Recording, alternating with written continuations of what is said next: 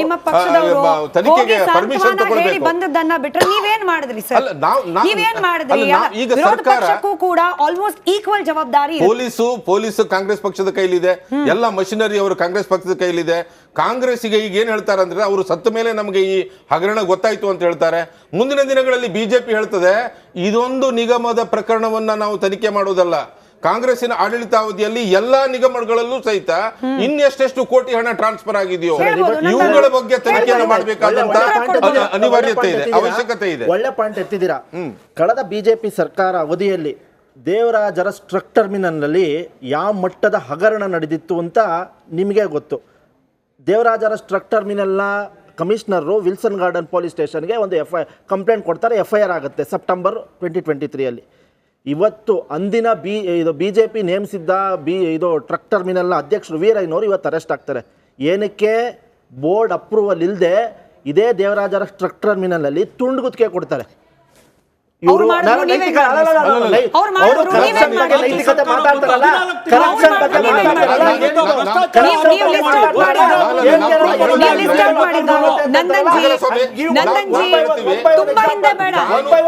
ನಂದನ್ಜಿ ತುಂಬಾ ಹಿಂದೆ ಬೇಡಪ್ಪ. ನೀವು ಲಾಸ್ಟ್ ವಿರೋಧ ಪಕ್ಷದ ಸ್ಥಾನದಲ್ಲಿದ್ದಾಗ ಹೇಳಿದ್ರಿ ಕೋವಿಡ್ ಸಂದರ್ಭದಲ್ಲಿ ಹಗರಣ ಮಾಡಿದ್ರು, ಗುತ್ತಿಗೆದಾರರ ವಿಚಾರದಲ್ಲಿ ಹಗರಣ ಮಾಡಿದ್ರು. ನಿಮ್ ಸರ್ಕಾರ ಇದೆ, ತನಿಖೆ ಮಾಡಿಸ್ತೀವಿ ರಿಸಲ್ಟ್ ಜನರ ಮುಂದೆ ರಿಸಲ್ಟ್ ಯಾವತ್ತು ಕೊಡ್ತೀರಿ? ಮುಂದಿನ 5 ವರ್ಷದ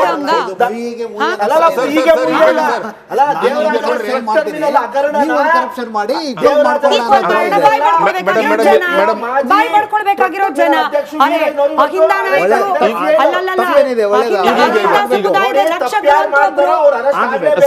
ಸರ್ ಈಗ ನೋಡ್ರಿ, ಗಿಲ್ಟಿ ಶುಡ್ ಬಿ ಪನಿಷ್ಡ್.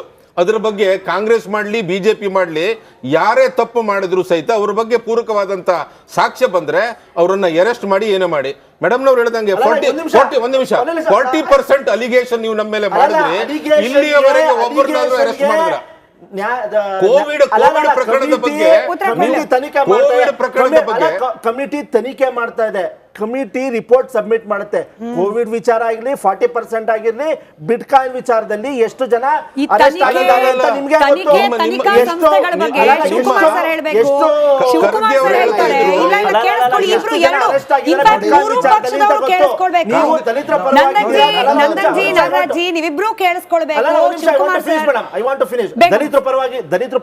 ದಲಿತರ ಪರವಾಗಿದ್ದೀವಿ ಅಂತ ಹೇಳ್ತಾರಲ್ಲ, ಇದೇ ಬಿಜೆಪಿ ಸರ್ಕಾರ ಅವಧಿಯಲ್ಲಿ ಗಂಗಾ ಕಲ್ಯಾಣ ಯೋಜನೆಯಲ್ಲಿ ಯಾವ ಮಟ್ಟದ ಸ್ಕ್ಯಾಮ್ ಮಾಡಿದ್ರು?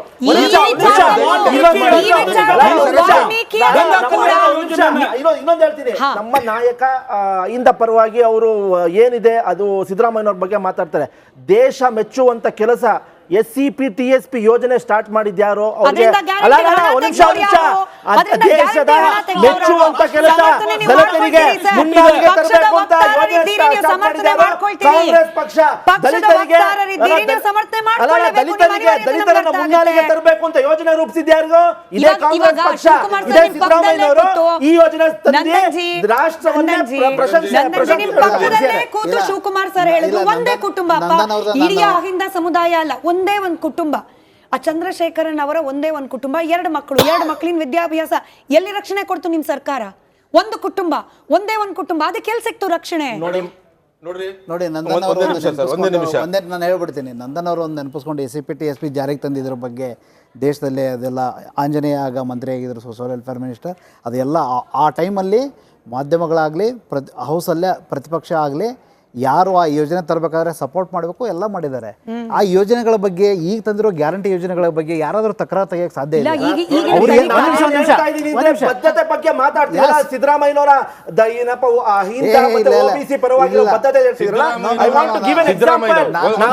ಪರವಾಗಿದ್ದೀವಿ, ನಮ್ಮ ಸಿದ್ದರಾಮಯ್ಯನವರು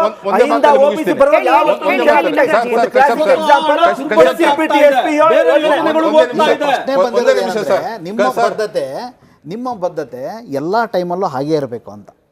ನಾವು ಕಲ್ಲಪ್ಪ ಹಂಡಿಬಾ ಕುಟುಂಬಕ್ಕೆ ಆದಾಗ ಅದರ ಮಾಡಿದ್ರ ಬಗ್ಗೆ ಯಾರಾದರೂ ತಕರಾರು ತೆಗೆಯೋದಕ್ಕೆ ಅದನ್ನು ಪ್ರಶ್ನೆ ಮಾಡೋಕ್ಕೆ ಸಾಧ್ಯ ಇದೆಯಾ? ಆದರೆ ಅದೇ ಸಂದರ್ಭದಲ್ಲಿ ಮತ್ತೊಂದು ಪ್ರಕರಣ ಆದಾಗಲೂ ಕೂಡ ಅಷ್ಟೇ ಈ ಸಂದರ್ಭದಲ್ಲಿ ಐ ಆಮ್ ವೆರಿ ಸಾರಿ, ಮುಂದುವರೆದು ಒಂದು ಮಾತು ಹೇಳ್ತೀನಿ. ಸಿದ್ದರಾಮಯ್ಯನವರಿಗೆ ಒಂದು ಕರಗತ ಆಗಿದೆ. ಏನಂತ ಹೇಳಿದ್ರೆ, ತಾನು ಭ್ರಷ್ಟಾಚಾರಿಯಾಗಿದ್ರೂ ಸಹಿತ ನಾನು ಸಾಚ ಅಂತ ತೋರಿಸಿಕೊಳ್ಳಬಲ್ಲಂತ ಸಿದ್ಧಿ ಏನಾದರೂ ಕರ್ನಾಟಕದ ರಾಜಕಾರಣದಲ್ಲಿ ಪ್ರಾಪ್ತಿಯಾಗಿದ್ರೆ ಮೇಡಮ್, ನಾನು ಒಂದು ನಿಮಿಷ, ಅದು ಸಿದ್ದರಾಮಯ್ಯನವರಿಗೆ ಯಾಕೆ ಹೇಳ್ತೀನಿ ಕೇಳಿ. I will give the example. ಅವರು ಮುಖ್ಯಮಂತ್ರಿಗಳಾಗಿರುವಂತಹ ಸಂದರ್ಭದಲ್ಲಿ ಕೈಗೆ 1 ಕೋಟಿ ರೂಪಾಯಿಯ ವಾಚ್ ಕಟ್ಟಿರುವಂತ ಒಂದು ಪ್ರಕರಣ ಬಂದಿತ್ತು. ಸದನದಲ್ಲೇ ಅದರ ಬಗ್ಗೆ ಡಿಸ್ಕಷನ್ ಆಯಿತು. ಸನ್ಮಾನ್ಯ ಅಂದಿನ ಮುಖ್ಯಮಂತ್ರಿಗಳಾಗಿರುವಂತಹ ಕುಮಾರಸ್ವಾಮಿ ಅವರು ಬಹುಶಃ ಅವರೇ ಅದರ ಬಗ್ಗೆ ಪ್ರಸ್ತಾಪವನ್ನು ಸಹಿತ ಮಾಡಿದ್ರು. ಏನಂತ ಹೇಳಿದ್ರು, ಕಬ್ಬನ್ ಪಾರ್ಕಿನ ಪೊಲೀಸ್ ಸ್ಟೇಷನ್ ನಲ್ಲಿ ಇನ್ವಾಲ್ವ್ ಆಗಿರುವಂತಹ ಮಟೀರಿಯಲ್ ಅನ್ನೋದಾಗಿಯೂ ಸಹಿತ ಹೇಳಿದ್ರು. ಇವತ್ತು ಕಡತವನ್ನ ತೆಗೆದು ನೋಡ್ರೆ ಗೊತ್ತಾಗ್ತದೆ. ನಾನು ನಿಮ್ಗೆ ಏನ್ ಕೇಳ್ತೀನಿ, ನೀವು ಸಮಾಜವಾದಿ ಅಂತ ಹೇಳ್ತೀರಿ, ಮಾತೆತ್ತರೆ ಕಾನೂನು ಕಟ್ಲಿ ಅಂತ ಹೇಳ್ತೀರಿ. 1 ಕೋಟಿ ರೂಪಾಯಿ ವಾಚು ಕೈಗೆ ಕಟ್ಟಲಿಕ್ಕೆ ಸಮಾಜವಾದಿಯಾದಂತ ನಿಮಗೆ ಅವಶ್ಯಕತೆ ಇದೆಯೋ? ನಂಬರ್ 1. ಎರಡನೇದು, ಇನ್ಕಮ್ ಟ್ಯಾಕ್ಸ್ ಆಕ್ಟ್ ನೊಳಗೆ ನೀವು ಯಾವುದೇ ಬಹುಮುಖ್ಯವಾದಂಥದ್ದು, ಇವತ್ತು ಸಿದ್ದರಾಮಯ್ಯನವರ ಇಂಟರ್ವ್ಯೂ ಕೇಳಿದೆ ನಾನು, ಇಂಗ್ಲಿಷ್ ಟಿವಿಗೆ ಯಾವುದಕ್ಕೋ ಒಂದು ಕೊಟ್ಟಿದ್ದಾರೆ. ನಾನು ಕೇಳಿದ್ದಲ್ಲ, ನನ್ನ ಹತ್ರನೇ 2 ಸಲ ನನ್ನ ಹೆಂಡತಿ ಅಪ್ಲಿಕೇಶನ್ ತಗೊಬಂದ್ರು. ನಾನು ಸರಿಯಾಗೋದಿಲ್ಲಮ್ಮ, ನಾನು ಮುಖ್ಯಮಂತ್ರಿ ಆಗಿದ್ದಾಗ, ಮುಖ್ಯಮಂತ್ರಿ ಆಗಿದ್ದಂತ ಅವಧಿಯಲ್ಲೇ ಕೈ ಕಟ್ಟಲಿಕ್ಕೆ 1 ಕೋಟಿ ರೂಪಾಯಿ ವಾಚ್ ತಗೊಂಡಿದ್ರೆ ಇನ್ನು ಎಲ್ಲೆಲ್ಲಿ ಕಟ್ಟಲಿಕ್ಕೆ ಎಷ್ಟು ಕೋಟಿ ರೂಪಾಯಿ ಮೊತ್ತವನ್ನು ಪಡೆದಿದ್ರು.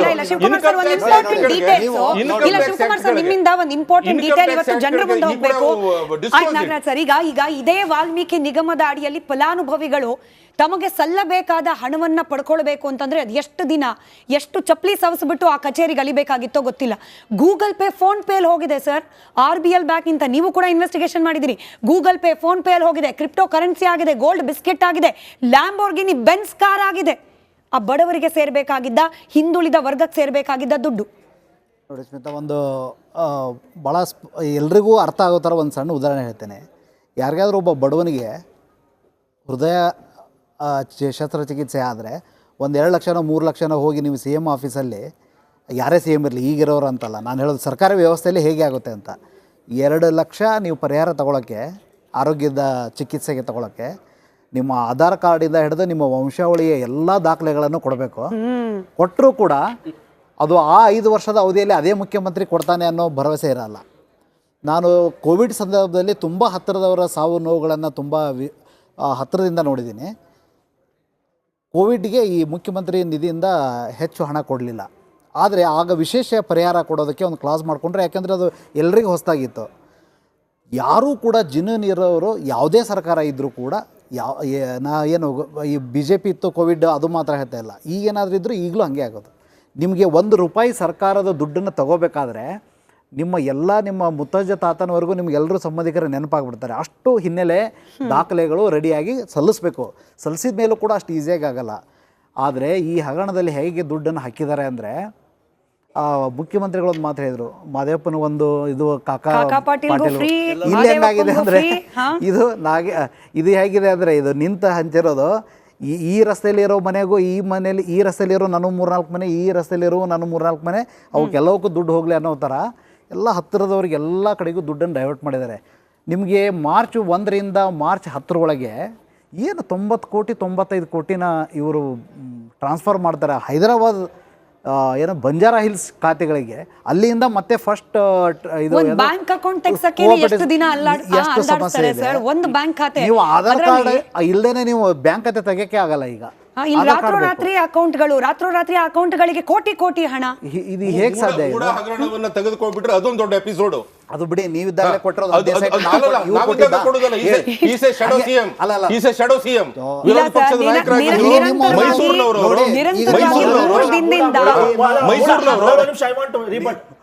ಮೂಡ ಸ್ಕ್ಯಾಮ್ ಬಗ್ಗೆ ಮಾತಾಡಿದ್ದಾರೆ. ಮಂಡ್ಯದಲ್ಲಿ ಮೂಡ ಹಗರಣ ಆಗಿತ್ತು, ನಮ್ಮ ಸ್ನೇಹಿತರು ಗೊತ್ತಿರ್ಬೋದು.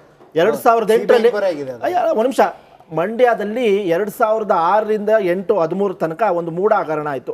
ಮಂಡ್ಯದ ಚಿಕ್ಕಮಂಡ್ಯದಲ್ಲಿ ಒಂದು ಇದು ಲೇಔಟ್ ನಿರ್ಮಾಣ ಮಾಡಿಬಿಟ್ಟು ಅದರಲ್ಲಿ ಆ ಮಟ್ಟದ ಹಗರಣನಾಗಿತ್ತು. ಆ ಹಗರಣದಲ್ಲಿ ಅಂದಿನ BJPಯ ಪರಾಜಿತ ಅಭ್ಯರ್ಥಿ ವಿದ್ಯಾ ನಾಗೇಂದ್ರ ಹಾಗೂ ಇಂದಿನ JDSನ ಮಾಜಿ ಸಚಿವ ಪುಟ್ಟರಾಜು ಅವರು CBIಗೆ ಕುಣಿಕೇರಿದ್ದಾರೆ.